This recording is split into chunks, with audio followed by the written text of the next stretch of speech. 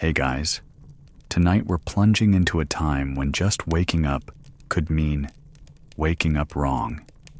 You stir beneath a scratchy woolen blanket, the room dim with morning haze and the scent of lavender bundles meant to keep death at bay. Church bells toll in a rhythm that doesn't feel celebratory. It's slow, deliberate, and distant. Your chest feels tight, not from sickness, not yet, but from the eerie stillness outside. Something is wrong. This is Europe, 1348. And the plague? It's here. It doesn't knock. It slithers in like fog beneath the door. You hear it before you see it. Not the plague itself, but its ripples, carts creaking with cargo that isn't grain, whispers that your neighbor just dropped, and the sound of someone boarding up their windows, not for burglars, but for breath. You stand by the crooked window and watch a figure in the street, barefoot, holding a child, looking up at the church spire like maybe, just maybe, God might be looking back today. Probably not. Not during this. So, before you get comfortable, take a moment to like the video and subscribe, but only if you genuinely enjoy what I do here. And let me know, where are you listening from? And what time is it where you are right now? Now, dim the lights. Maybe turn on a fan for that soft background hum, and let's ease into tonight's journey together. You walk slowly toward the square, and there's something sticky beneath your boots. Some poor soul's fever broke right in the middle of the alley. That spot will be covered in lime powder by sundown, not out of sanitation so much as desperation. You pass a scribbled note tacked to a door. Crude Latin, probably by someone half literate. Warning, plaga intis, plague inside. The family's already gone, or dead, or worse, inside and pretending to be well, so they don't get bricked in. Historians still argue whether the plague arrived first through Genoese ports or further east along Silk Road caravans. But to you, standing in this cobbled city corner, it doesn't matter. It's here. It's in the way the baker didn't open this morning, the way children play more quietly, and the way every throat clearing sounds like a gunshot. You don't feel sick yet, but your neighbor does, and that's close enough. People speak of signs in the sky, strange halos around the sun, comets, blood moons. You saw the red sunrise yourself yesterday and half joked it looked like a boiled yolk. Not so funny now. Even the cats are acting strange. One sits on a rain barrel, just watching. You've heard whispers that they're spies of the devil. Others say they're protectors. Either way, people have started killing them. Too many strange ideas, too much fear. The rats run wild in their absence. That's the thing. No one really knows what's causing it.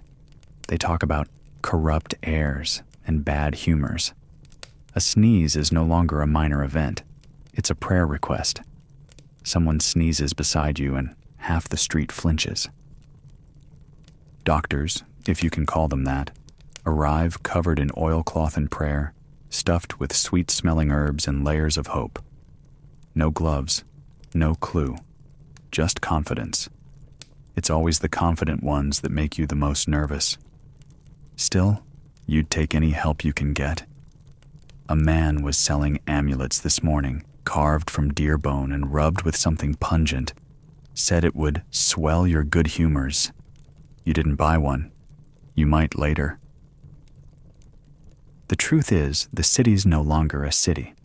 It's a slow, rotting body, organs shutting down, streets pulsing in rhythm with coughing fits and funeral chants. You look over your shoulder more often now, not for pickpockets, but for people walking too fast. The sick move strangely, shuffling, urgent, like their own skin doesn't fit anymore. Quarantine zones are springing up like mushrooms in a wet cellar. You walk past one marked with a red X and a bundle of garlic. Garlic, of all things, as if bad breath could battle bacteria. Oh wait, they don't know about bacteria yet. That's still centuries away. A girl presses a dried flower into your palm and tells you it keeps away death. It's rosemary. Her fingers are ice cold. You thank her anyway. You're keeping it. The river runs quieter these days because fewer people are washing, not out of laziness, but out of fear that water too might be tainted. Some say it spreads through water. Others say it's in the wind, or the Jews, or the tail of a passing comet. Everyone has a theory, and none of them agree. And yet, oddly, the sunsets are beautiful now, sharper, redder. Maybe from the burning, maybe from the lack of chimney smoke, maybe just because you're noticing it more. You walk home under that sky, feeling the ache of something bigger than you, not just fear, something ancient, like you've brushed shoulders with a very old god who doesn't care much whether you live or die. Sleep comes hard tonight, not because of noise, but because of silence. The kind that rings in your ears and makes you wonder if you're the last one left awake in a dying world. And outside, somewhere in the dark, a bell tolls again. Not for a wedding, not for a birth, just another name added to the list. You don't want to know if it's someone you loved. You curl into your blanket tighter, trying to shrink from the world. It won't help, because tomorrow you'll wake up to the same sky. And the plague, it's not done yet. Hey guys, tonight we're plunging into a time when just waking up could mean waking up wrong. You stir beneath a scratchy woolen blanket, the room dim with morning haze and the scent of lavender bundles meant to keep death at bay. Church bells toll in a rhythm that doesn't feel celebratory. It's slow, deliberate, and distant. Your chest feels tight. Not from sickness, not yet, but from the eerie stillness outside. Something is wrong. You wake with the smell of burning thyme in your nose. At first, you think it's someone cooking, but no one's cooking anymore. The herbs are for protection now, not flavor. The air itself has become the enemy, or so they say. You tie a damp scrap of linen around your face and step out into the alley, where morning mist clings low like the city is hiding its shame in a blanket of fog. Down the street, someone's cart rattles past, piled with bundles of dried sage, lavender, and mint. You follow it, curious. It stops near the cathedral steps, where a figure in black is already waiting, tall, unnaturally still, and crowned with the silhouette of what can only be described as a bird. A long, curved beak, glassy eye holes, a cloak that kisses the stones like liquid shadow. You've heard of these people, plague doctors. Though doctor feels generous. Most are barbers, apothecaries, failed monks, or just men brave or broke enough to wear the mask. Inside that beak, a mixture of herbs and spices, rose petals, cloves, camphor, myrrh, a nose buffet meant to filter out death. You wonder if it actually helps, or if it's just to give the illusion of control. He moves slowly, almost theatrically, swinging a censer as he goes. Smoke spills from it, smelling like someone's burning a spice shop. Behind him, 2 children mimic his motions with sticks and laughter. It would almost be funny if it weren't so bleak. You pass another man standing on a crate, shouting about warding off the pestilence by burning sulfur in the hearth and walking backward through your front door 3 times before sunrise. Sounds absurd, but hey, you've already seen someone drink mercury on a dare from their priest, so who's to judge? Historians still argue whether the plague doctors truly believed in their treatments, or if they were merely performing hope, like actors in a play where the audience is desperate to believe the script might work. You walk past a house with the windows open wide. Unusual these days. The family inside waves bundles of rue and wormwood through the air, chanting something low and rhythmic.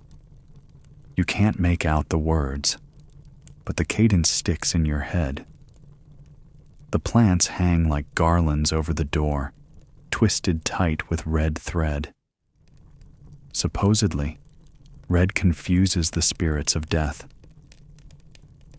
A friend of yours, Tomas, once claimed if you boiled sage, bay leaves, and rosemary into a stew, then sat in the steam for half an hour, the plague wouldn't dare touch you. Tomas is gone now. Whether he tried the steam bath or not, you'll never know. But the idea lingers. Maybe he did. Maybe it helped. Until it didn't. The city is quieter these days, but not silent. There's always the muffled clatter of hooves, the rasp of shutters slamming shut, or the eerie chant of wandering healers offering blessing bundles in exchange for coin. You spot one of them now, an old woman with a woven basket slung over her back, her cloak shimmering with small bells and feathers. She offers you a pouch of ashes and says it's from a sacred grove that burned under a blood moon. You give her a crust of bread and accept the pouch. Why not? You pass a building with charcoal drawings scrawled on its wall, crude depictions of beaked figures, flames, skulls, stars. Someone has added a message below in shaky script. The air is poison. Do not breathe deeply. Too late for that. You stop by the well, though you don't drink. No one trusts the water anymore. Instead, you tie a bundle of chamomile and marjoram around the post, just like your grandmother told you to. If you keep sweetness nearby, she said, death gets confused. It looks for sorrow and rot, not peace. You used to laugh at that. Now you clutch it like a holy text. There's a faint sound behind you, a clinking rhythm, like metal tapping bone. You turn to find a procession, a line of men and women, heads bowed, each wearing a crown of garlic and carrying torches soaked in vinegar. They walk in a spiral pattern around the fountain, repeating the same phrase in Latin over and over. You don't know what it means, but it sounds tired. Not hopeless, just tired. You watch them pass, then catch a whiff of something stranger than vinegar. You look down the street and see a small pile of burning rags, and beside it, a man holding a bowl of hot pitch, pouring it into the gutters. Another preventative. If you keep the air thick with smoke and tar, maybe the sickness won't find your doorstep. It's like everyone's inventing their own little battle. You've got the beaked doctors with perfume bombs, the herbalists steaming their lungs with basil and thyme, and a new rumor that rubbing crushed juniper into your armpits will confuse the humors. You tried it once. Smelled great. Didn't help. There's something strangely comforting about all these rituals, like building sandcastles against a rising tide. They won't stop it, but they make you feel like you're not just standing there, naked before a storm. You walk home slowly, picking rosemary from a public shrine where someone's left a note. This keeps away the dead, or brings back the living. Either way, worth a try. That's the city now. Half prayer, half experiment. You wake up to the sound of coughing. Not yours yet. It's the coughing of someone across the alley, sharp and ragged, and you imagine the skin around their neck has already begun to blotch like ink spilled on parchment. The smell of vinegar fills your nostrils before you even sit up. It's soaked into your sheets, your socks, your soul. You've been sleeping with strips of linen doused in the stuff tied around your feet for 3 nights now. Vinegar socks, they're called. meant to draw out the sickness through the soles. Cold, wet, unpleasant, but then again, so is dying. Your aunt swears by them. She soaks them in a mix of vinegar and crushed garlic, then bakes them by the fire before slipping them onto your feet like some medieval spa treatment gone terribly wrong. Your toes haven't smelled like toes in weeks. As you stretch, a servant hands you a jug of something warm. You brace yourself. It's not wine. It's not even broth. It's urine. Human. Yours, hopefully, but let's not ask questions we don't want the answers to. The logic? If you bathe in it, or at least rub it across your chest, it will balance your humors and keep the swelling down. You splash a bit over your collarbone and try not to gag. It stings, of course. Everything stings lately. Air, touch, silence. It's like the world has grown sharp edges. Historians still argue whether these remedies came from classical texts, folk traditions, or the fevered imaginings of terrified people. Maybe all three, maybe none. Who knows anymore? Out on the street, you see a boy clutching a bouquet, not of flowers, but of onion bulbs tied together with black thread. He's pressing it to his nose like a sacred relic. Onion breath is no longer a personal failure. It's a survival tactic. You walk past your neighbor's house, Marta, and pause. She's nailing a bunch of lavender to her doorframe, just under the carved sigil she burned into the wood last week. Marta was a seamstress before all this. Now she's an herbalist, a spiritualist, and possibly a witch, depending on who's doing the gossiping. She smiles at you, thin and brittle. "Try placing rosemary in your pillow," she says. "It calms the blood." You nod. You'll try anything. Back home, your uncle has fashioned a contraption that might as well be called the Sniffer 5000. A leather cone he straps to his face, filled with strong-smelling herbs and a vinegar-soaked sponge. He swears he feels more energetic when wearing it, although he keeps walking into door frames because of the limited field of vision. Then there's your cousin, who refuses all of it. No socks, no herbs, no sniffing pouches. He claims the only cure is divine surrender and spends his evenings sitting shirtless on the roof, praying loudly in Latin, and occasionally weeping into a bowl of holy water. He hasn't caught the plague yet, but neither have you, and you've been marinating in vinegar like a pickled egg for weeks. Your father, practical man that he is, has taken to coating door handles and thresholds in a paste of crushed mustard seeds and honey. "Seals the bad air out," he mutters, though you suspect it's just something to do with his hands. He used to repair carts, after all, and there are no carts to fix anymore, only grief to hold at bay. You find comfort in the little rituals. Rub this oil, tie this knot, sleep with this charm beneath your tongue. It gives shape to a formless fear. Today, you try something new, boiling nettle leaves with vinegar and rubbing the mix along your wrists. It smells terrible and makes your skin itch, but so does everything else. A friend swore by it. That friend is now dead, but again, who's counting? In the square, someone has set up a small stand selling plague candies, lozenges made from treacle, licorice root, and crushed rose hips. The seller has no medical credentials, but he wears a very large hat and a feather, so clearly he must know something. You buy one. It tastes like a flower dyed in your mouth. Still, you take another, just in case. You hear of stranger things. Women in the countryside placing apples sliced in half over their buboes, believing the fruit would draw out the rot. Others who bury charms made of salt and blood beneath their homes, whispering promises to nameless spirits if they'll just pass the family by. Your grandmother once told you of a man who claimed eating a spoonful of raw honey every morning kept the plague from touching the lungs. He died of a coughing fit in the middle of Mass. But the story lives on. You keep thinking of that. How some things work, not because they work, but because people believe they work. Faith has its own scent, sweet and stubborn.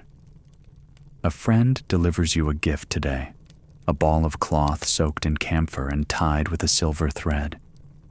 It's from Florence, she says, like that means anything anymore. You place it near your bed anyway. Maybe the Italians know something you don't. They did invent lasagna after all. You watch the sky turn gray again, clouds heavy with rain or judgment. You're not sure which. Another day gone, another handful of names vanished from the world without ceremony. Still, you soak the socks. Still, you rub the vinegar. Still, you breathe through the sting. Because you're not ready to give in. Not yet. You wake in the middle of the night to a scratching sound. Not from rats, those are familiar now, almost comforting in their consistency, but from the other room. A low, rhythmic scrape, like someone dragging something across the floor. You rise, cautiously, stepping over the bundles of drying herbs and half-spilled vinegar jugs. Your aunt is crouched by the hearth, tying something around a wooden spoon. When you get closer, you realize it's a toad, a live toad, squirming, its back glistening in the flickering firelight. She doesn't even look up. For the buboes, she mutters, draws the poison.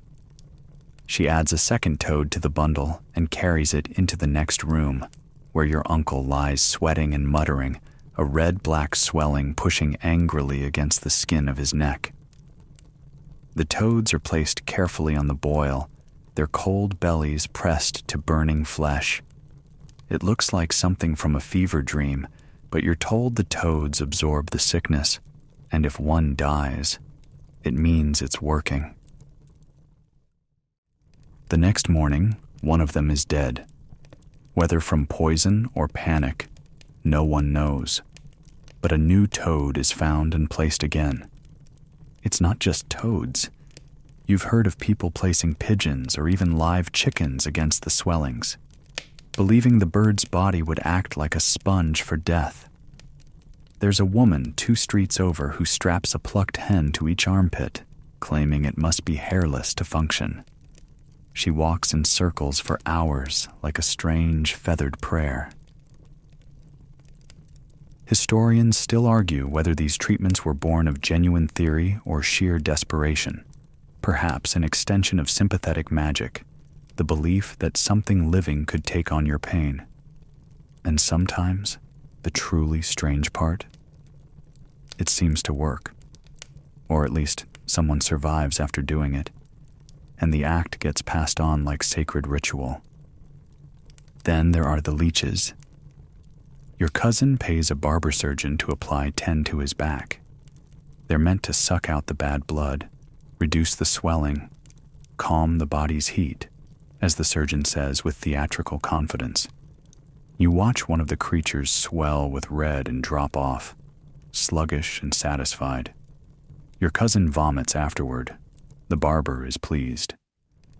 A good purge, he calls it. You ask how much it costs. He names a price that could buy you a new roof or a month's bread, but people are paying. Because what's gold if you're dead? And if you can't afford leeches, there's always the cautery iron, heated in the fire until it glows like a sunspot, pressed directly to the buboes.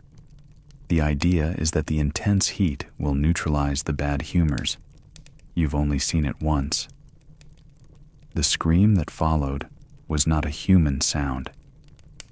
The smell stayed with you for days. Your friend Lisa tried a remedy from a traveling monk, one that involved burying a small clay figure wrapped in her own hair beneath her bed. She did it at midnight under a waning moon.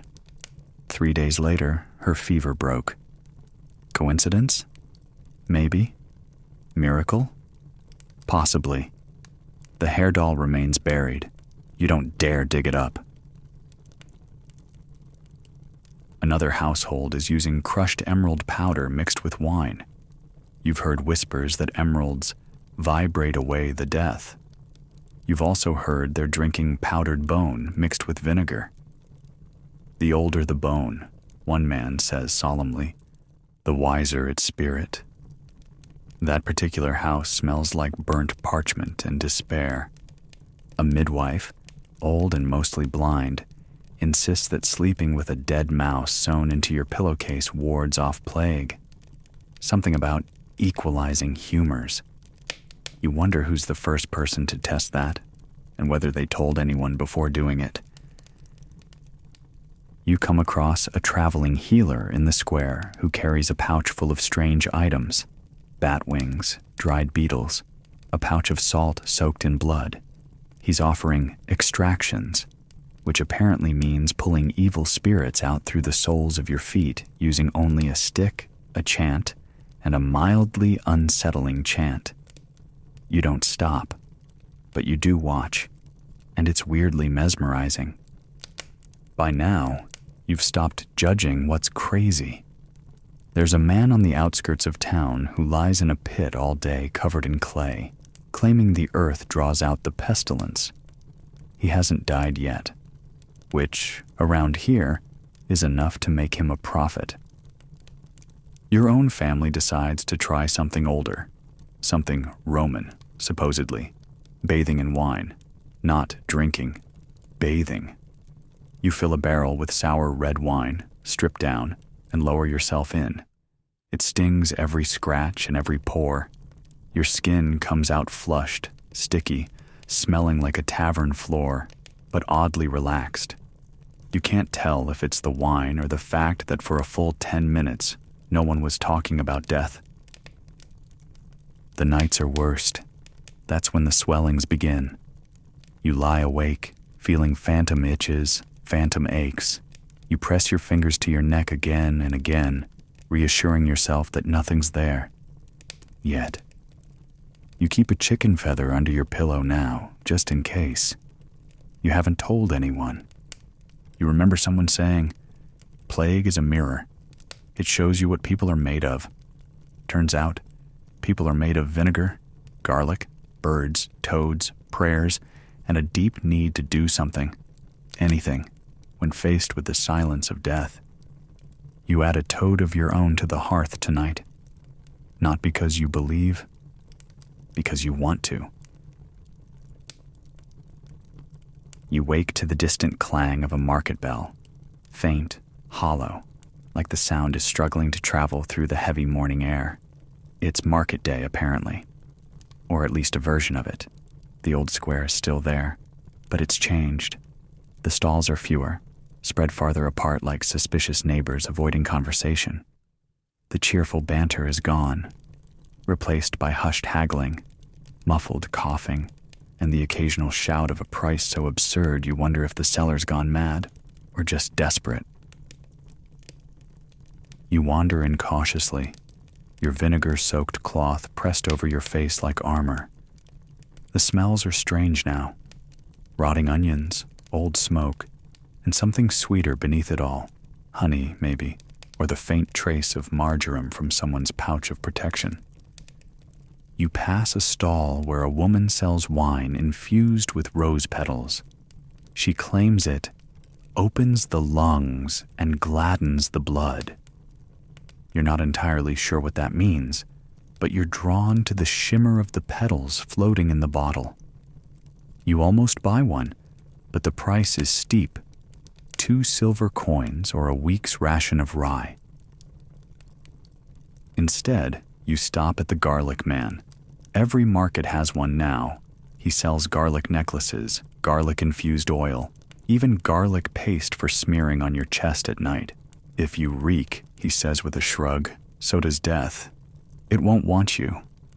You buy a small braid for your wrist, tucking it beneath your sleeve. The market is buzzing with new inventions and old ideas repackaged. A sign over one stall reads, "Powdered emerald, ground with monk's tears. You're not sure how one collects a monk's tears, but the green dust glitters like crushed glass. The seller promises it will illuminate the body from within. Another stall sells sunlight elixirs, essentially citrus slices soaked in honey and left in jars by the window. To trap the warmth, the woman explains, as if sunshine itself could be bottled and sold. You stop at a wooden table where a man in a pointed hat sells scrolls of plague prayers, some in Latin, others in broken rhymes. Ash and bone, let plague be gone. Smoke and sage, unlock the cage. You read one aloud under your breath and feel just slightly better. Not because you believe the words hold power, but because saying anything feels better than silence these days. Historians still argue whether the plague market spread more disease or more hope. Some say these gatherings worsened the situation. Others suggest they were necessary, places where people could share news, swap remedies, and just see that others were still alive. You pass by a charlatan dressed in deep purple, offering plague-proof gloves soaked in wax and mustard seed oil. He demonstrates their effectiveness by shaking hands with everyone, including a man visibly sweating through his shirt. No one seems alarmed. It's either boldness or blindness. Maybe both. A child tugs at your sleeve. She's selling ribbon charms, thin strips of fabric dipped in mint water, each with a tiny prayer sewn in shaky stitches. 1 coin, she says. 2 if you want a blessing with it. You give her one and take a yellow ribbon, wrapping it around your forearm. Later, you'll forget it's there until you catch a whiff of mint while reaching for bread. Nearby, an old woman sells beeswax balls infused with sage. Chew them, she says, but don't swallow. Spit the sickness out. You take one, chew. It tastes awful, bitter, woody, like licking the inside of an old drawer. But it clears your sinuses, or at least distracts you from your headache.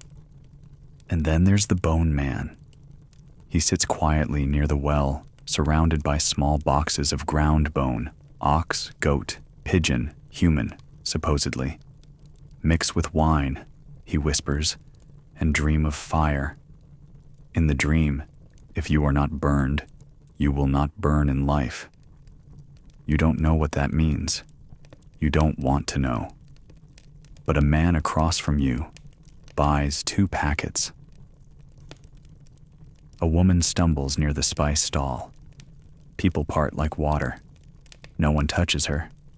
She says she's fine, just dizzy. No one believes her. The seller gives her a sprig of thyme and tells her to keep walking. You find yourself staring at a bottle labeled Black Death Antidote, proven in Paris. The contents look like tar mixed with mold. The seller's smile is all teeth. You move on. In the center of the market, someone has placed a rough altar, a circle of candles around a pot of burning herbs, a few coins scattered like offerings. No one claims it. No one needs to. People step close, inhale the smoke, and walk away slightly straighter than before. It doesn't cure, but it comforts. A musician plays a strange pipe nearby, its tune aimless and mournful. A few children dance, not quite joyful, not quite afraid. Their feet move instinctively, like their bodies remember something older than plague. Maybe it's the memory of normal life. Maybe it's hope in disguise. You buy a sprig of rosemary from a boy who can't be more than 8. He has his entire stock tied to a walking stick. Put it in your shoes, he says. Keeps death from following. You believe him. Children know things, especially now. And as you leave, you pass by a stall selling nothing but hollow clay beads filled with dried mint and sage. For your dying breath, the sign says. Make it sweet. You don't buy one. Not yet. but you remember the stall. You wake before sunrise, pulled from sleep by a sound you can't quite place. Soft, rhythmic tapping on the roof, like a slow heartbeat from above. Rain, perhaps, but then it stops. And when you step outside, the sky is clear. It wasn't water. It was something else. Something whispering. The city feels different today. Still haunted, yes, but a little stranger. People are looking up more than usual, to the sky, the stars, the tilt of the moon. Something is shifting, and everyone seems to know it without saying a word. You pass a healer muttering about Saturn, about how its position in the sky is what drew the plague to Earth. A slow-moving death planet, she calls it, tracing its symbol in ash on the wall of her hut. He brings melancholy, and melancholy opens the door. A little dramatic, but not unusual these days. Everyone has their theory. But the astrology ones, those have really taken off, and not just among the dreamers. Even your father now sleeps with a wax tablet under his bed, etched with his birth sign and a protective symbol. Leo, guarded by Mars, with a small prayer to Venus for balance. Fire against air, he mumbles. Balance the humors, block the poison. You've stopped arguing. Let him have it. At least he sleeps better now. Historians still argue whether these celestial theories were a desperate grasp for meaning or part of a broader medieval worldview where stars and bodies shared a secret script. Maybe both. To the people here, to you, it feels real enough. You find your friend Joan in the alley near the apothecary. She's chalked a massive star chart across the stone, her hands stained with purple from berry ink. The moon is waning, she says without looking up. That's good. But Jupiter is in Virgo. That's not. You crouch beside her and stare at the sketch. Circles within circles, tiny Latin notes, symbols for air, fire, bile, blood. She's been reading a French manuscript from a wandering monk, says it explains the plague as a celestial corruption, a moment where planetary alignments pierce the veil between heaven and earth and let death slip through. So how do we fix it, you ask? She shrugs. Rebalancing, you know. Smoke, water, prayers. You already do all of those, so you just nod. You're not sure about the sins part, but the backwards thing, it tracks. You remember your cousin, who insisted her fever was worse during eclipses. She made you sit with her, the both of you holding polished bowls of water, watching for signs in the reflections. When the water ripples by itself, she said, that's Saturn breathing. You didn't see anything, but she did. Said it moved in spirals. There's a growing market for celestial cures now. Ointments mixed on star days, amulets timed with lunar phases, even baths aligned with the rising of Venus. You tried one last week, sat in lukewarm water steeped in chamomile and fennel, while Joan recited lines from a dusty tract written in broken Italian. You're not sure if it helped, but you didn't feel worse afterward. That counts as a win. A street performer walks past with a painted sun on his cloak, calling out, "Balance your signs, free alignment readings, curse your illness by name." He waves a bundle of copper bells tied with yellow string. A few people follow him.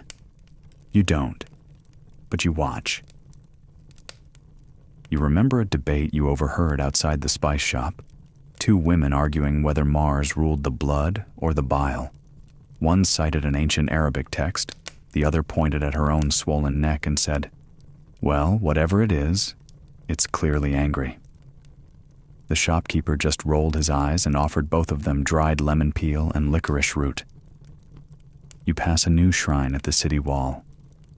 Someone has painted the 12 signs of the zodiac in a circle, surrounding a skull wrapped in a blue cloth. Offerings lie at each symbol: wine for Taurus, feathers for Gemini, iron nails for Aries. You add a coin to Libra. Why not? The truth is, these beliefs give structure to the chaos. Stars are distant, unchanging. It's comforting to imagine that they might be the key to unlocking the plague's pattern. You look at them every night now, counting constellations, tracing orbits in your mind. If there is a logic to this, it must be written in the sky. Your father once said, "When the world goes mad, look up." The sky always remembers who we are. Maybe that's why you spend so many nights on the roof now, wrapped in old blankets, clutching garlic and mint while searching the stars for signs, for some pattern, for mercy. And maybe, just maybe, you start to believe that Saturn is watching, that he's waiting for something, or someone, and until then, the rest of you are just spinning, silently, through his shadow. You wake with the taste of smoke in your mouth. It clings to the inside of your nose, your hair, your clothes. Even your dreams seem dusty. Outside, the city smells like scorched wool and singed rosemary.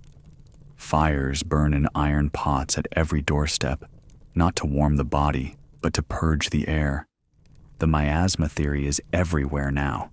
The idea that sickness rides on bad air, slipping into your lungs unseen, coiling in your chest like a venomous fog.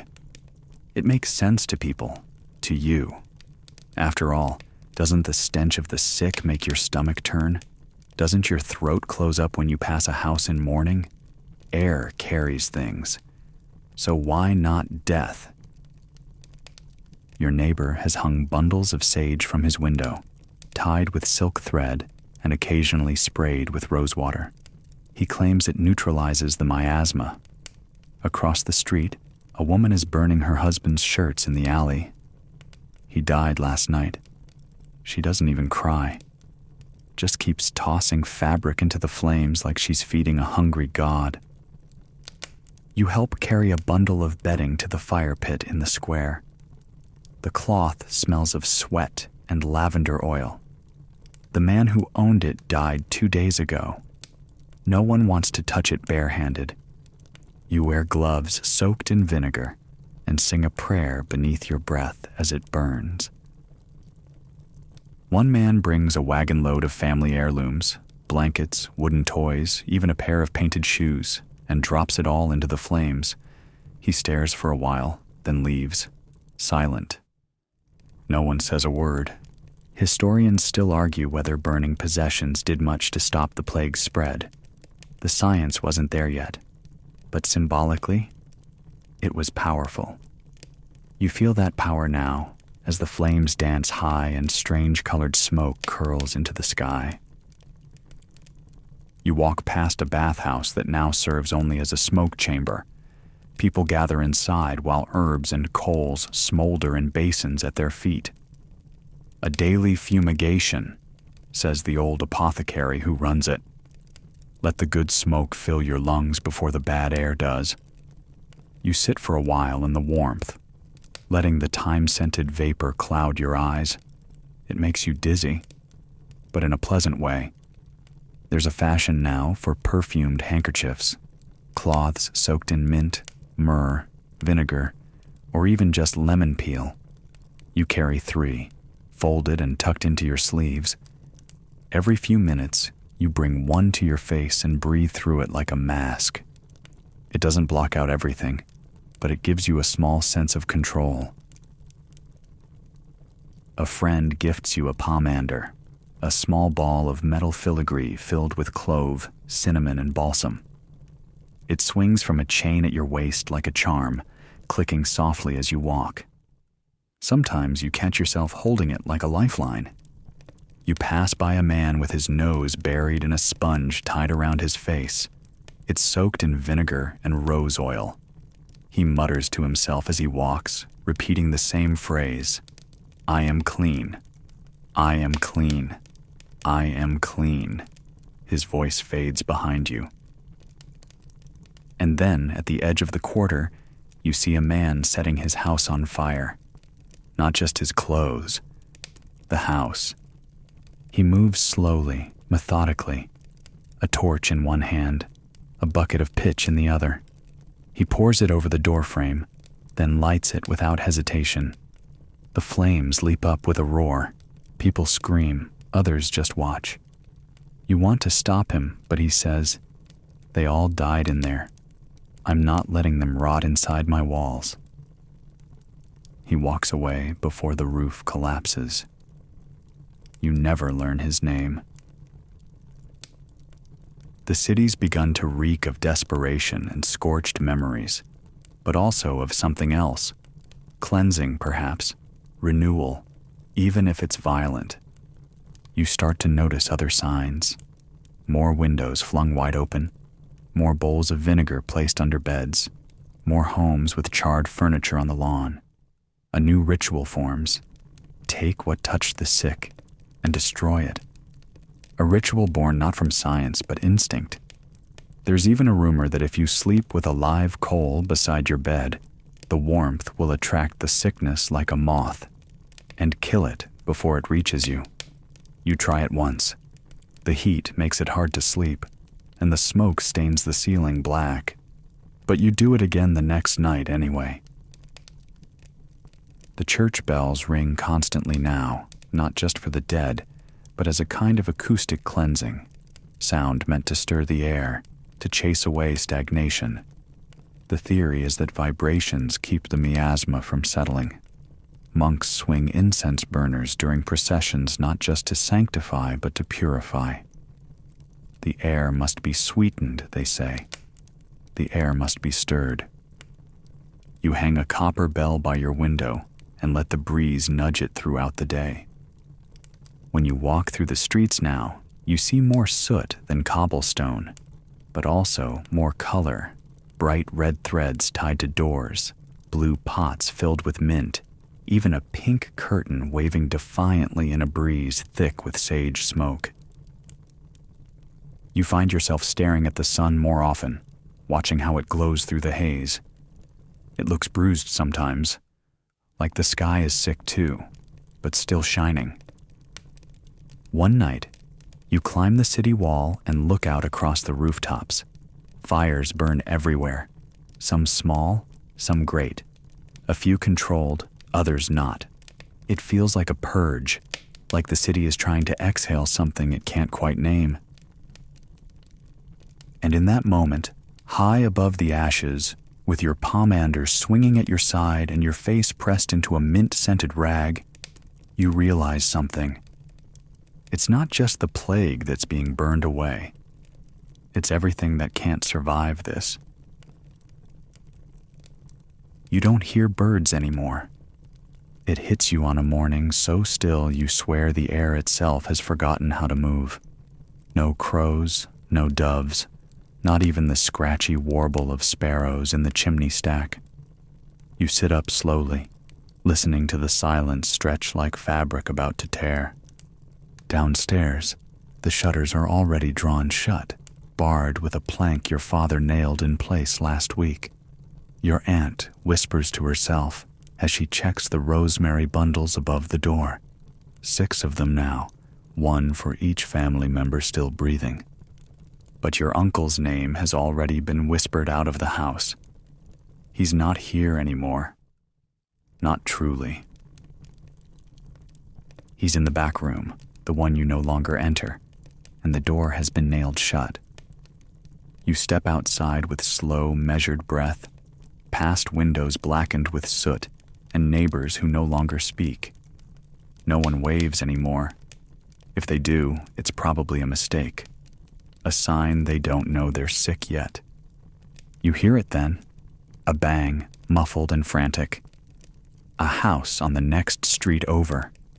Someone's pounding from inside, shouting, pleading.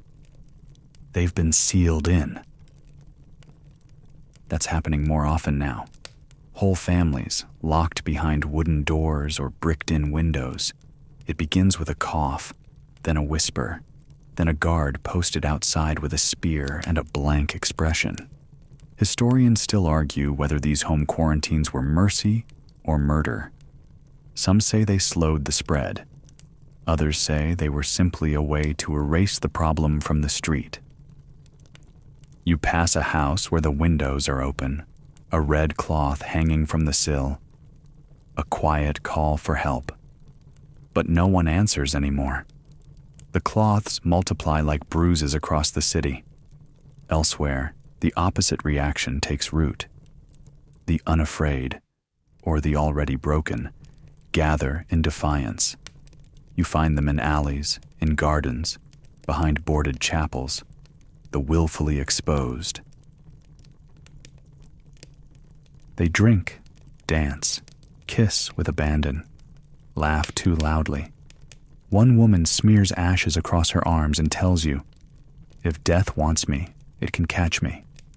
Another whispers, "I'd rather feel one last pleasure than wait to rot in silence." You visit them once, just to see. They wear masks not for protection, but for performance. Bright colors, feathers, gold paint. Like a plague carnival, music plays from a broken lute. Someone sings off-key, and every laugh sounds like a challenge to the sky. You don't stay long. The revelry makes your skin itch. It feels like dancing in a burning house, but you understand it. In a way, they've made peace with death. Or maybe they're just too tired to care anymore. You return to your neighborhood where everyone still pretends, for now, that the rituals matter. You knock at Marta's door. She opens just a crack, enough to pass you a charm made of nettles and thread. "Hang it under your stairs," she whispers. "It'll keep the rot from entering through the ground." You do. Down the road, the guards have become more visible. Their uniforms are mismatched, but they carry authority in the form of torches and short swords. They patrol the alleys with a weary gait, marking homes with chalk and recording who's fallen ill. They don't argue. They don't help. They simply enforce.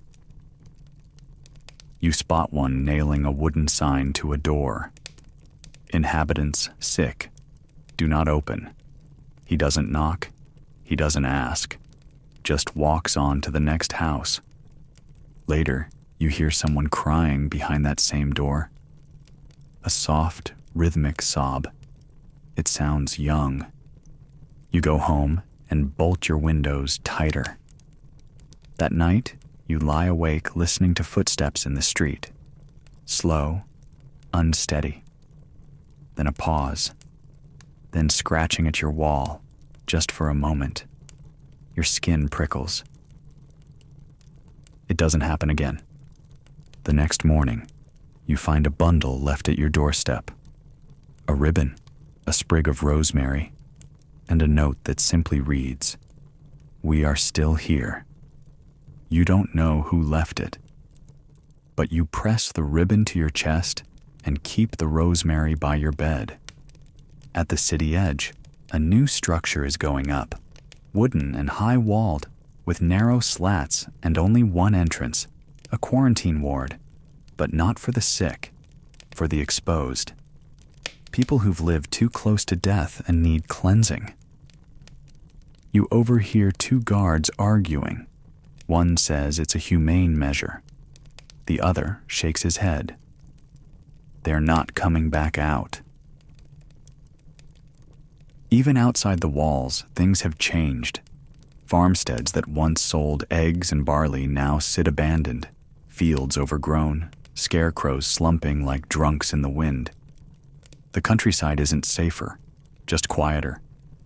You hear stories of people faking health to escape the city, painting color on their cheeks, stuffing dried herbs in their mouths to mask the stink of fever. Some make it past the gates. others don't. One family tried to leave dressed as clergy, cloaked in black with faces hidden behind masks. They made it to the bridge, then collapsed. The guards burned their cart where it stood. It's all too much, too fast, too numb. You start keeping track of days by the number of screams you hear. Some days, none. Others, too many. Eventually, the absence of screaming becomes more unnerving than the sound itself. You begin to forget people's names, not out of disrespect, but protection. It hurts less to say the boy down the street than Peter. It's easier to say the family in the red house than the Martins. Memory has become too sharp. You let it soften like bread left in the rain. One night, you visit the river, just to feel something moving, flowing, not dying. The water glints in the moonlight, silent and clean, as if it's not carrying ash and fear in its depths. You dip your hand in and whisper the names you can still remember. You hope the current carries them somewhere kinder. You walk back slowly, through alleys painted in shadow and soot, past homes bricked shut and doors marked in chalk. The wind stirs your coat. A bell rings in the distance. Someone coughs.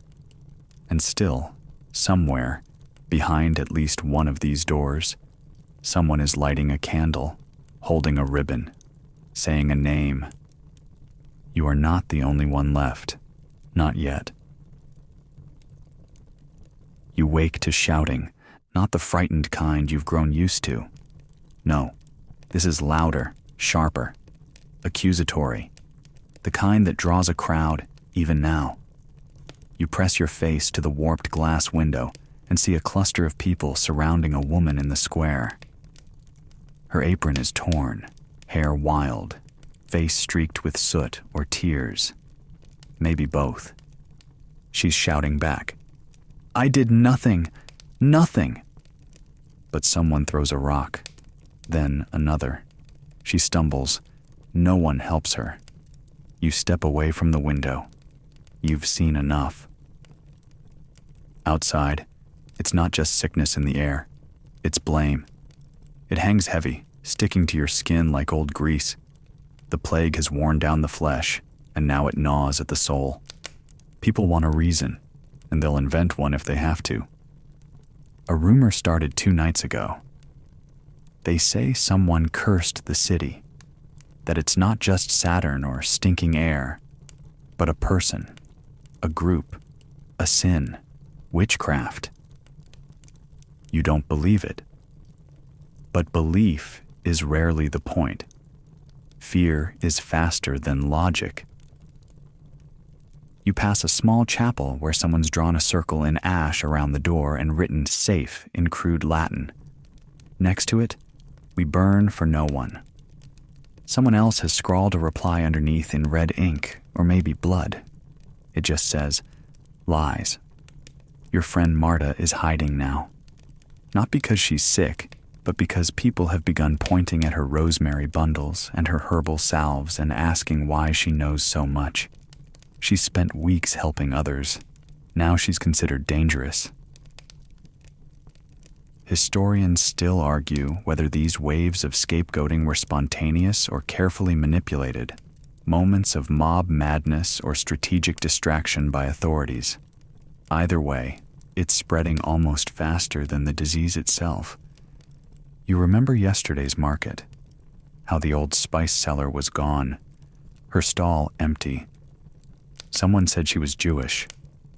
Others just nodded and walked away. You never saw her leave. A new family moved into the edge of the quarter last week. Foreigners. Quiet. You brought them bread, hoping to offer some welcome. Today their door is smashed in. You don't know where they've gone. Even the children are not spared. A boy, no more than 12, was chased through the square yesterday. Someone accused his mother of hexing the bread. The boy slipped, broke his leg. Now he lies hidden under someone's floorboards. They say if he's seen again, they'll throw him into the river. You tighten your coat as you walk, not for warmth, for armor. At church, the sermons have changed. Less mercy, more punishment. The priest says the plague is the hand of God, and that only the pure will be spared. Repent, he shouts, or burn. His eyes gleam with something not entirely holy. You leave before the incense reaches the third verse. Some people begin fasting obsessively. Others start flogging themselves. You pass a line of pilgrims, backs bloody and shirts in tatters. Flagellants. They say if they bleed enough, God will be moved to mercy, or at least distracted. You see a man strike himself across the spine with a whip lined with fish hooks. The sound is horrible, wet and sharp. The crowd follows him in a daze. You keep your distance. Even nature seems implicated now. A group gathers near the old tree by the riverbank. They say it's cursed, that birds no longer roost in its branches. Someone begins sawing it down. Others cheer. The world is breaking into pieces, sick and well, chosen and damned, friend and threat. You once lived in a city. Now you live in a fractal of suspicions, where every alley holds a whisper, and every whisper carries a name. That night, your father tells you not to speak to anyone about the herbs in your satchel. Even the ones we trust, he says, especially them. You nod, but the satchel stays with you.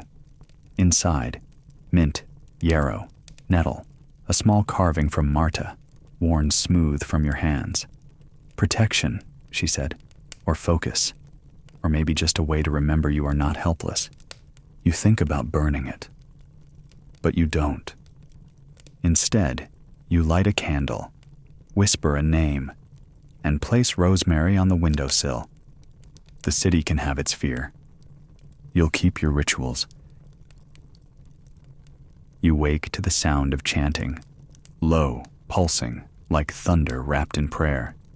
It rolls through the streets before the sun does, rising and falling in steady waves. You pull on your cloak and step outside, drawn as if by some ancient instinct. They are coming, the flagellants. You've seen them before. Shadows moving through alleys, bleeding and chanting, always just far enough away to feel like a rumor. But this time, they are close. A procession of men, shirtless despite the cold, backs striped with old wounds and new ones still weeping. They move like one organism, one anguished body, each step a strike of the whip, each strike a cry to heaven. Kyrie eleison, Christa eleison. Lord have mercy, Christ have mercy. The whips crack again. You stand against a wall, clutching your coat, trying to look small. The procession passes slowly, eyes wild, mouths open, some crying, some smiling. They wear crowns of thorns, ropes around their waists, crosses carved into their chests. A few carry skulls tied to poles. One man holds a scroll, unfurling as he walks.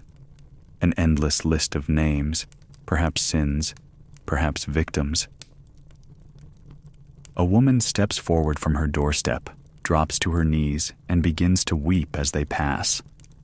One of the flagellants blesses her forehead with ash. She sobs harder.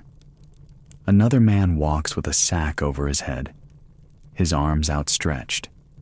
He says nothing, just walks barefoot over broken cobblestone, each step leaving a smear of blood. They believe the plague is punishment, and that by punishing themselves, they might atone, not just for their own sins, but for everyone's. It's dramatic, terrifying, and somehow beautiful in its rawness. Historians still argue whether these groups were tolerated by the church or seen as dangerous cults. Some cities welcomed them, others banished them. Here, No one dares interfere. You follow them at a distance for a while. People join in, some out of piety, some from fear, some simply swept up in the rhythm. A merchant sets down his basket and begins to chant. A boy removes his shirt and asks for a whip. You turn back before they reach the cathedral. That's where things get more intense. They'll kneel in a circle. They'll strike themselves until the stones are slick. Then they'll lie prostrate, eyes closed, mouths whispering names and pleas into the dust.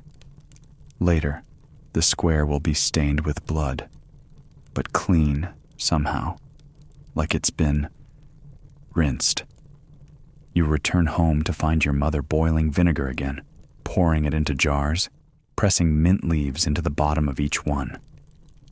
Keep them near the windows, she says. Even if it's nonsense, the air still feels better. She doesn't ask about the flagellants, but she hears the chants too. That afternoon, the priest visits. Not your usual one. This one is younger, hungrier. His voice echoes too loudly for a room so small. "Repent," he says, "and the sickness may pass over you." He blesses the doorway with oil, leaves a scroll of psalms, warns against pagan remedies and sinful arrogance. He looks at the rosemary bundle and frowns. Doesn't say anything, just leaves. You burn some of the herbs later anyway, just in case. That night, the chanting returns, this time farther away, but you can still feel it in your chest, like a second heartbeat. You climb to the rooftop, where the stars are mostly hidden behind smoke. Still, a few glimmer through, defiant. And down below, the city seems to breathe in time with the march. Whip, step, cry, whip, step, prayer. You think of the people locked inside their homes, pressing ears to doors, listening to pain turned into worship. And for a moment, you wonder, would it be easier to do something than to wait? To whip your back and offer your blood rather than stare at the walls and hope they don't close in?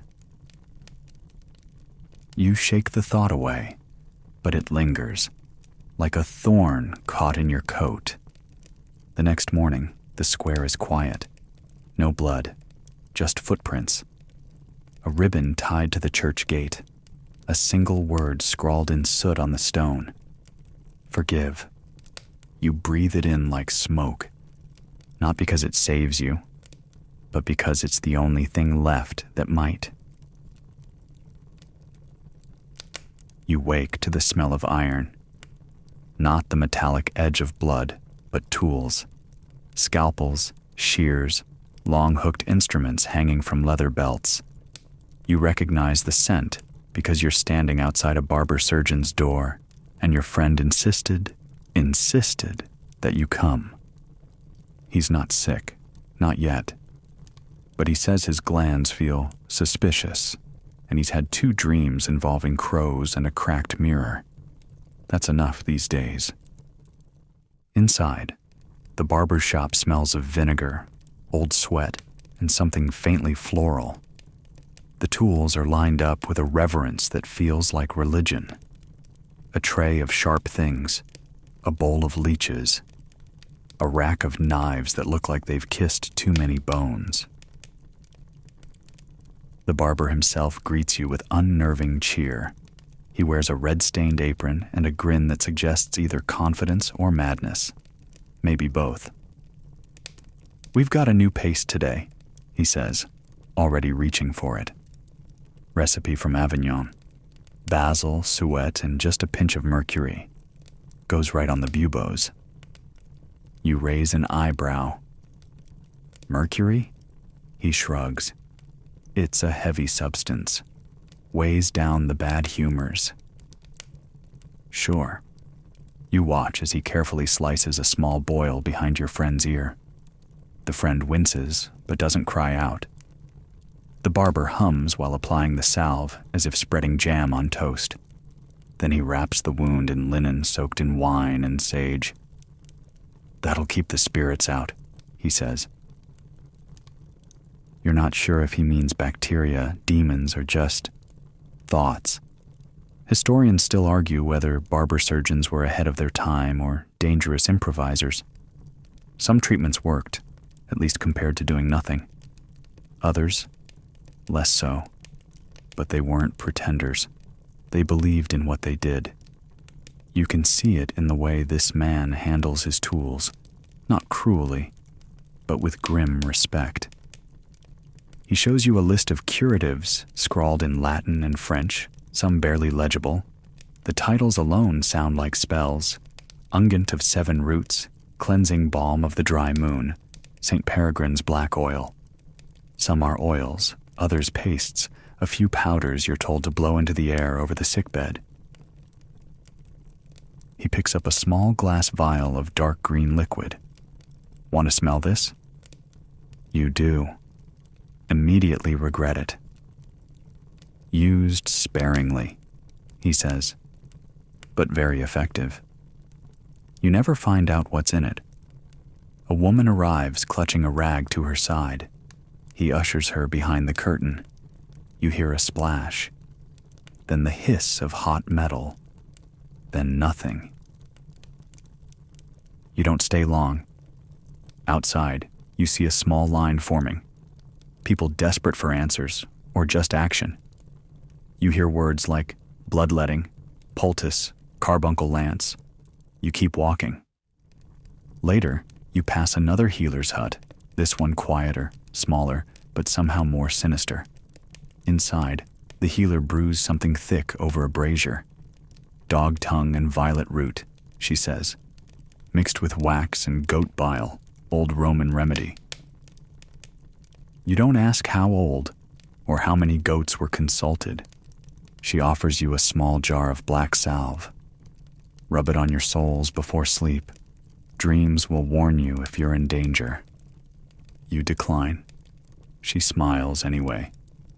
When you're ready, you walk on and find a different kind of barber, a man who deals more in blood than salves. His stall is simple: a stool, a razor, and a bowl. He claims he can balance your body through careful bleeding. You watch as he nicks a man's arm with swift efficiency. The blood runs down into a dirty cloth. The man looks pale, but nods with gratitude. You ask how often people come back. They don't, he says, which means it worked, or it didn't. Another barber demonstrates a fire cupping technique using goat horns and burning linen. He creates suction over a man's back, dark circles forming in perfect, ominous symmetry. This draws out what's hiding, he explains. The heat calls it forward. You try to look impressed, but mostly you feel uneasy. Still, you gather notes, collect the names of oils, the herbs used, the methods whispered about behind doors. Marta told you once, even foolish cures carry a seed of truth. Maybe if you gather enough seeds, something will grow. Back home, you begin to write a list. Things that might help. Onion boiled in wine, cooled, applied to swelling. Goat fat mixed with thyme and black pepper. Paste of clay and elderberry rubbed behind the ears. Avoid pears. No one knows why, just do. You keep the list under your pillow. Add to it nightly. Some entries you strike through. Others you underline. None are tested. Yet. The next morning, your friend reports no new swellings. Maybe it was the barber's salve. Maybe it was luck. But you send him back anyway, because maybe luck needs help. You wake to whispers about thieves, not the kind that sneak into houses at night to steal jewelry or bread. These ones steal from the dead, and they're never caught. Because, and this is where it gets strange, they never seem to get sick. You sit with Marta over a small bowl of boiled nettle tea, and she tells you the tale. They move through plague houses like ghosts, she says, eyes wide, picking through the bodies, rings, coins, even boots. No gloves, no masks, and nothing happens to them. You laugh a little, but not too hard. In times like these, you've learned to treat every rumor like it's half true, or true enough to survive.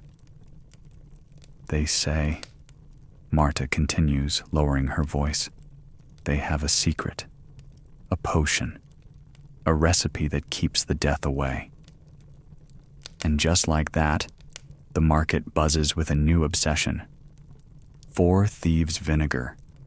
You hear it everywhere.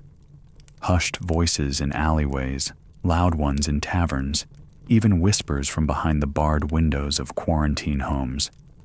Everyone wants the recipe. No one truly has it. But that doesn't stop people from claiming they do. Historians still argue whether the story of the 4 thieves is legend, truth, or an exaggerated patchwork of both. One version says they were spice traders turned grave robbers. Another claims they were brothers. Another says they were herbalists sentenced to hang until they offered their secret to the authorities in exchange for mercy. Either way, the idea sticks. A powerful concoction of herbs soaked in vinegar, sharp, bitter, pungent, worn as perfume, dabbed on skin, inhaled with deep, defiant breaths. You find a man selling a vial near the river. He has a wooden leg and eyes that seem far too amused for someone standing in a city half dead. He waves the vial dramatically. Real 4 Thieves Vinegar, he announces, with the exact herbs as in the king's vault. You ask what's in it. He winks. Magic and garlic. Eventually, you do get a list of common ingredients, cobbled together from hearsay, pamphlets, and Marta's grandmother. Vinegar, preferably wine vinegar. The sharper, the better. Garlic, crushed. Rosemary, sage, lavender, thyme, clove, sometimes rue if you can find it. You mix a batch yourself, filling an old jar, shaking it until your hands smell like a spice market on fire. You leave it by the window for 3 days, then strain it through cloth. The result is potent. You dab a bit behind your ears. It stings. You almost sneeze. But you feel oddly better afterward, like you've armored yourself in scent, sharpness as protection, smell as a shield. Soon, you're not the only one wearing it. A woman in the street brushes past you, and you catch a whiff of lavender and garlic so intense you nearly cough. She nods, seeing your own scent trace. Allies in aroma. Others go further. They wear pouches filled with soaked cloth around their necks, press vinegar-soaked buttons into their clothing, even bathe their gloves in it. You hear of one family who lines their entire window frames with 4 Thieves paste. Their home now smells like roasted chicken, vinegar, and a forest floor. But they haven't gotten sick. Not yet. You start noticing patterns. People who wear it seem to walk straighter, breathe deeper, not because it's magic, necessarily, but because they believe it works. And sometimes, belief is as strong as any medicine. You try a test. Marta is skeptical. You take 2 cloths, one soaked in vinegar, the other not. You hold them near a pungent drain. The vinegar cloth masks it. You don't feel ill. It's a game, but it calms you. The rumor grows wilder. One seller claims the recipe must be whispered by candlelight to wake the herbs. Another insists the mixture only works if you bless it in Latin. Someone says you need to scream into the jar before sealing it to trap the demons inside. You try that too. For fun. And maybe a little hope. There's a darker edge to the tale, too. Some claim the thieves didn't steal from the dead. They caused the deaths, poisoning the weak and looting before anyone else arrived. That their vinegar wasn't protection at all, but a pact with something old and hungry. You hear the story at night, around a low fire. The teller's voice shakes just enough to unsettle. But in the morning, you still rub the vinegar into your wrists. Because that's the thing. Even if the story is a lie, the remedy remains. A blend of practical herbs with real properties. Garlic with its antimicrobial bite. Vinegar with its sharp, purifying burn. Lavender and rosemary to soothe the spirit. Maybe it's not magic, but it smells like survival. So you wear it again, behind the ears, under the collar. You even brush a little across your doorframe. And when you walk through the city, you notice the same scent lingering around others. A network of believers. Invisible, but tangible. You pass a guard who nods at you, scent recognizing. You see a child pressing a clove-scented cloth to his face. You hear someone say, "The thieves had the right idea." And for once, in a city choking on rot and fear, the air feels just a little cleaner. You wake to the scent of something you can't name. Not vinegar, not smoke. Something spiced, sweet, foreign. You follow the smell like a thread, weaving your way through the quieter streets to the far side of the market, where the vendors speak in accents unfamiliar and their carts brim with colors brighter than anything left in this gray world. A new healer has arrived. He calls himself Dr. Hassan, and his stall is covered in silks the color of sunset. There are jars lined up like soldiers, green, gold, blue, obsidian black. Inside, powders, pastes, and oils from places you've only heard whispered about. Baghdad, Delhi, Cathay. You hover near the edge, unsure whether to approach. But you do. Eventually, everyone does. He smiles gently, offers you a taste of something called mastic gum. From the island of Chios, he says, cleanses the breath, sweetens the blood. It tastes like pine and honey. Strange, but not unpleasant. He shows you a powdered pearl tincture, meant to be mixed with water and sipped slowly. Restores strength, he says, and clarity of mind. He sells small amounts only. The rest is too precious. You move to the next table. A merchant from further east offers lohan guo, a dried fruit said to cool the body's heat. You're told to boil it in water with ginger and drink it warm.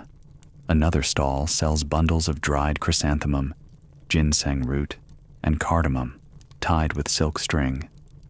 Protects the lungs, says the woman who ties it to your wrist. Historians still argue whether these Eastern remedies were ever widely adopted in medieval Europe, or simply passed around as curiosities. But in a time when every breath could be your last, anything exotic gained power. And for many, the more distant the origin, the closer to miraculous. You buy a pouch of dried licorice root and an unidentifiable resin that smells like clean earth after rain. The vendor tells you to sleep with it under your tongue. You almost believe her. Then there's the potion made from powdered rhinoceros horn. The price is absurd, enough to feed 3 families for a week. But someone buys it, holding the tiny jar like it holds salvation. You wonder if it's real horn or just cleverly disguised bone ash. No one asks. You pass a man stirring a thick red syrup in a small brass pot over coals. Pomegranate reduction with cloves and vinegar, he says. Take a spoonful in the morning, sharpens the spirit, clears the breath. He lets you try a drop. It burns, then soothes. There's something else in the air. Hope, perhaps. Or its quieter cousin, curiosity. You stop at a table where a woman grinds green powder with a small mortar. Matcha, she says, from the east, brings clarity, cleans the liver. She shows you how to mix it with warm water. The taste is grassy, bitter, but oddly energizing. You find a scroll written in a script you can't read. The seller tells you it's a Tibetan remedy. You buy it anyway, because the paper feels sacred. You tuck it into your sleeve, near your pulse. At another table, you meet a merchant from the Maghreb who offers kella seeds and myrrh resin. He teaches you to chew the seeds when you feel tightness in the chest. And this, he says, holding up a vial of amber-colored oil, for dreams. He doesn't say what kind. You don't ask. Further down the row, someone sells ground sapphire in tiny cloth pouches. To protect the eyes, the boy says, dust of the sky. You know it's nonsense, but your coins are still lighter when you walk away. You return home with a satchel heavier than your shoulders can bear, but lighter than your fear. Marta helps you prepare the teas. She boils the chrysanthemum with licorice and ginger. The steam curls up, golden and fragrant. You both sip in silence. It's not just the warmth, it's the ritual. The way the world slows down as the tea cools. The way your lungs expand with each careful breath.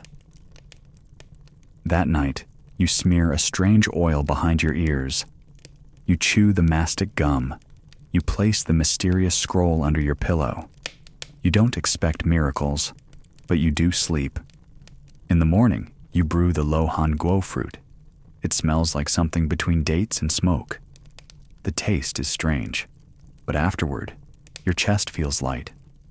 Maybe it's imagination, but maybe not. And so, a new rhythm begins. Western herbs by day, Eastern elixirs by night, a mingling of traditions, stories, beliefs, a dance between faith and science, between desperation and discovery. You don't tell the priest about your new remedies. He wouldn't approve. But you don't stop either. Because as the days pass, the scent of spice becomes more familiar. The bitterness of herbs, more comforting. The sharpness of vinegar, less lonely. And when someone asks you what you're using, you smile gently and say, a little of everything. You wake to silence, not peace, but that eerie, pressure-filled silence of a city holding its breath. Even the wind seems to tiptoe. You rise slowly and peer through the shutter slats. There are no carts, no footsteps, no distant shouts, just the glow of torchlight at the edges of the street and the unmistakable smell of lime and pitch. They're sealing the gates again. The outer wall, once symbolic, now feels more like a wound that refuses to close. Guards patrol with long spears and faces hidden beneath cloth. They don't speak unless necessary, and even then, their words are clipped, flattened. The fear has found its way into them too.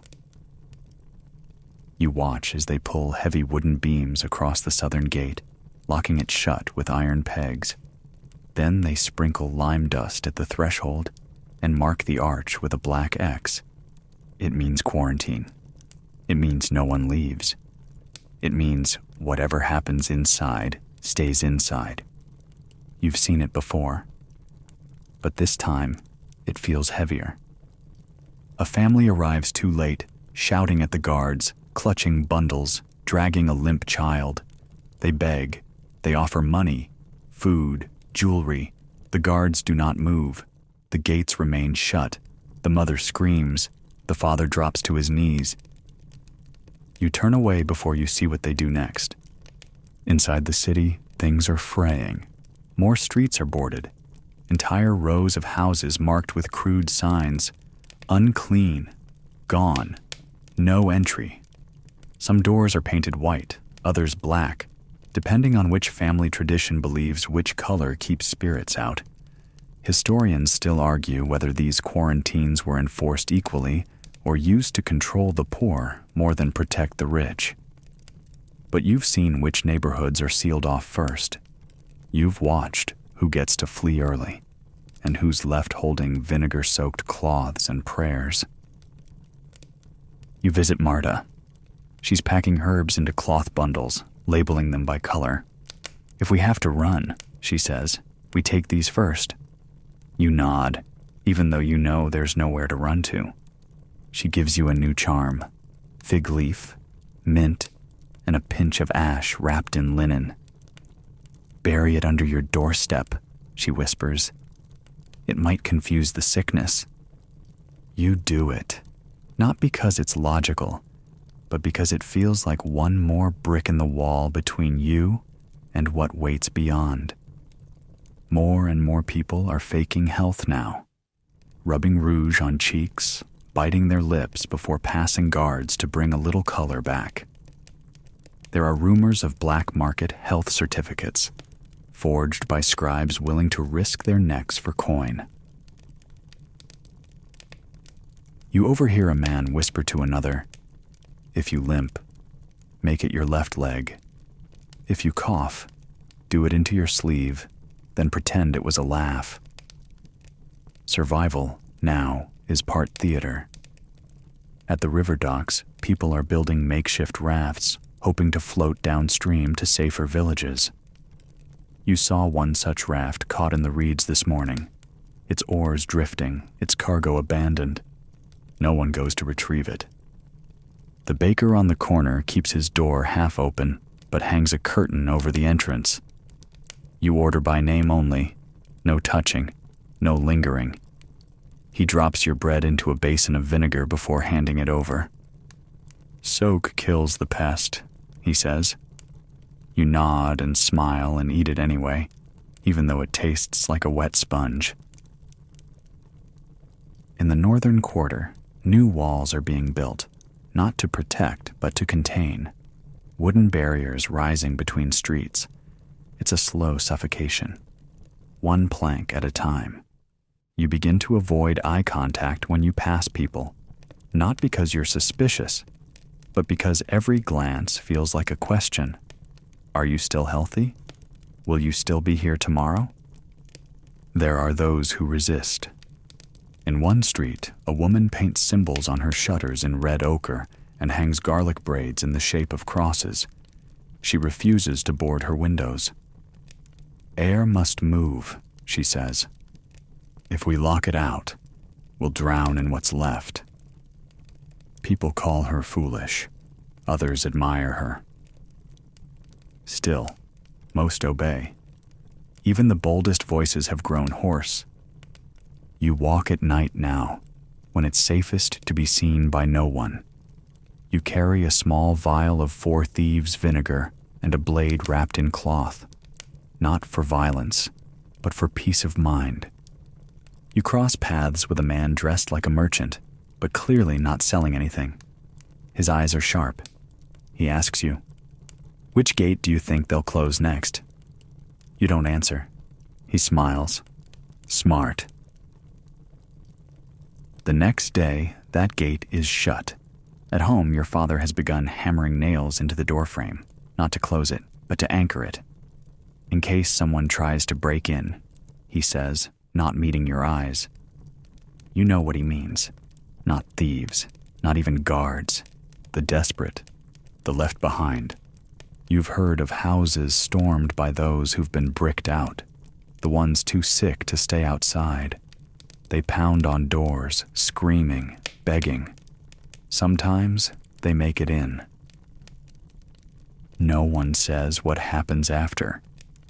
The candle you burn each night grows smaller. So does your world. But you still light it, still brew the herbs, still breathe through cloth soaked in mint and wine, because routines keep the mind steady, and the mind must stay steady, at least until the final gate is closed. And then? You don't know. But for now, you press your hand to the stone wall, feel its chill, and whisper something soft to it. A thank you, perhaps, or a warning, because this city may be dying. But it's not dead yet. You wake, and for the first time in weeks, you hear birds. Just one at first, a tentative chirp, a flutter of wings near the roof beams, then two, then more. It's faint, uncertain, like even the birds are testing whether it's safe to return. You sit up slowly, blanket wrapped around your shoulders, and listen. No bells, no screaming, no footfalls in the alley. Just wind, honest wind, not heavy with smoke or ash, not thick with the weight of death, just the natural kind, brushing past your windows with a whisper like a sigh of relief. The city still stands, but it's quieter. Less than half of it lives now. Whole blocks remain shuttered, entire quarters sealed, but the burning has stopped. The fever smoke no longer curls above rooftops. The oil-slick scent of Four Thieves vinegar has faded into memory, mingled with the smell of damp wood and old iron. You walk through streets half forgotten, passing empty stalls and dried bundles of rosemary crumbling to dust. A chalk message on a door, smudged by weather, still reads, "We survived." You stop and breathe. Inside your satchel are the remnants of it all. Dried nettles, vinegar rags, your grandmother's last pouch of time. You carry them like relics, but you don't need them today. Not really. Historians still argue what finally slowed the plague. Was it the quarantines? The burning of clothes and homes? The toads and leeches? The stars shifting? The prayers, the vinegar socks? The thieves' brew? Or did it just burn itself out? You'll never know. No one does. But you do know what got people through it. The girl who handed out mint-soaked ribbons. The barber who hummed while stitching wounds. The stranger who left rosemary on your doorstep. The friend who knocked just to say, "You're not alone." And strangely, the rituals, the garlic charms, the spells, the strange teas brewed from foreign lands, not because they worked, though maybe some did, but because they gave shape to something shapeless, something you could hold in your hands when the world was slipping through your fingers. You see Marta again. She's thinner now, slower in her walk, but her eyes are just as sharp. She hands you a small piece of parchment, folded into quarters. Inside is a single pressed leaf. "Bay," she says, "for endurance." You carry it home and pin it to your wall beside the last candle stub. Not lit, just there. A reminder. The city begins to open again in cautious fits. A stall here, a reopened window there. Children dart out and are pulled back just as quickly, but their feet touched stone. That counts. At the chapel, the priest now speaks more softly, less about wrath, more about kindness. He still blinks too much, but at least his sermons end with hope now, or something close enough. You help your father sweep ash from the doorstep.